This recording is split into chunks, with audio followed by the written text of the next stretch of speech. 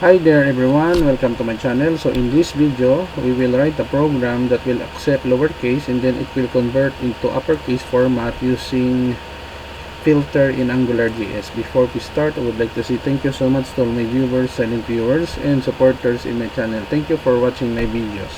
If you are new with my channel and then you like this video, please hit the like button. Don't forget to share and please support my channel guys by clicking the subscribe button. So let's begin.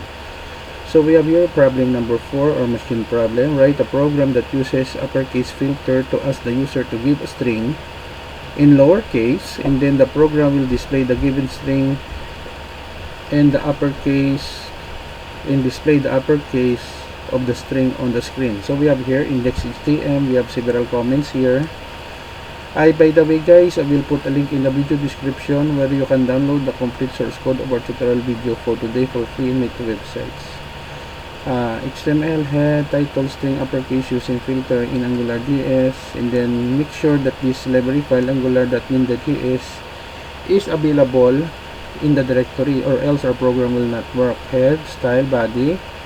In the body we have here font family Arial, font size 25px, font weight bold, simple CSS here, staging starship body, dev ng app, header trace, string uppercase using filter in AngularJS. So body here, enter string. So input type text, we have your engine model or the variable given underscore string. The size of our text box will be 40. So we have here the string, a tag here to display, and then we have also here uppercase string tag curly bracket given underscore string filter vertical bar uppercase to convert to the uppercase. Close the dev body and then HTML. As I said earlier, I will put a link in the video description where you can download the complete source code of our tutorial video for today for free in my two websites. Let us go with our browser. Sorry, let's just go to the other one. Okay, so string uppercase using filter in AngularJS. Let's save example here, information technology. So every time I will type the word information technology, it will display the string here and then the uppercase format information technology. We have also here system administration.